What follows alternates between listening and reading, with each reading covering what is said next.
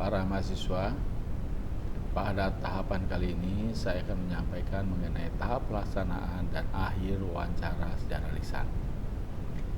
Yang pertama-tama adalah menghubungi pengkisah.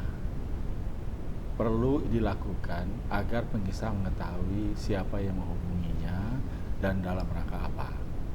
Setelah itu, seorang pewawancara menerangkan kepada pengkisah tersebut tentang program wawancara yang akan dilaksanakan, mengenai apa, mengenai tema apa, dan apa saja yang akan disampaikan pada saat itu. Kemudian merencanakan pertemuan dengan pengkisah, kapan waktunya, di mana, dan tentunya tempat-tempat yang tidak terlalu ramai agar rekaman mudah menangkap hasil rekaman tersebut. Dalam melakukan pelaksanaan wawancara secara lisan, pertama-tama yang dilakukan adalah menjalankan alat perekam tape recorder maupun digital recorder. Ini ditempatkan sesuai dengan tempat yang pas agar suara-suara yang masuk baik dari pengkisah maupun dari pewawancara dapat terekam dengan jelas dan akhirnya tentu tidak menimbulkan hal-hal yang tidak terdengar, seperti suara-suara lainnya itu tidak terdengar dengan adanya posisi yang pas tadi.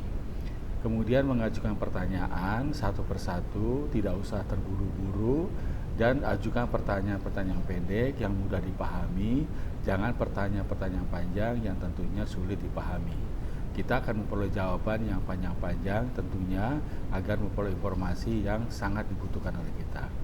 Membuat catatan ini perlu, tentunya ada beberapa kata-kata asing yang disampaikan oleh pengkisah atau yang perlu dicatat supaya kita bisa menyampaikan kembali hasil catatan kita apakah seperti ini bahasa-bahasa asing tadi yang disampaikan oleh pengkisah. Dalam mengakhiri wawancara tentunya harus yang sopan dan lihat situasi dan kondisi dari si pengkisah. Apakah masih bisa berlanjut atau berhenti sampai di sini saja dan kita lanjutkan pada waktu-waktu berikutnya, ini perlu. Tentang kesepakatan pertemuan berikutnya itu telah dibicarakan pada saat pertemuan akhir wawancara tadi, agar disepakati apakah pertemuan tersebut akan dilanjutkan terhadap waktu-waktu berikutnya, karena ini penting supaya disepakati jangan sampai kemudian menimbulkan hal-hal yang kurang mengenakan.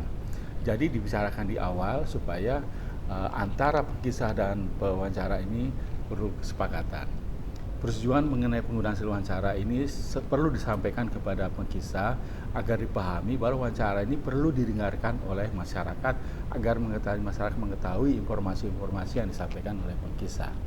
Penandatanganan berita acara beserta lampirannya hasil wawancara ini sangat diperlukan sebagai hitam dan putih dan persetujuan dari pengkisah agar wawancara ini memang butuh legalitas sehingga bisa dipahami oleh pewawancara maupun oleh pengkisah. Dalam wawancara mungkin akan ditimbulkan kendala-kendala dalam melaksanakan wawancara serta pemecahannya. Ini perlu diketahui oleh si pewawancara agar dalam melaksanakan wawancara itu mereka dapat mengurangi kendala-kendala dalam melaksanakan wawancara sehingga wawancara dapat berjalan dengan lancar, dengan baik sesuai dengan harapan bersama. Demikianlah sekilas tentang persiapan wawancara dan pelaksanaan wawancara yang saya sampaikan. Semoga bisa bermanfaat bagi para mahasiswa selanjutnya. Terima kasih.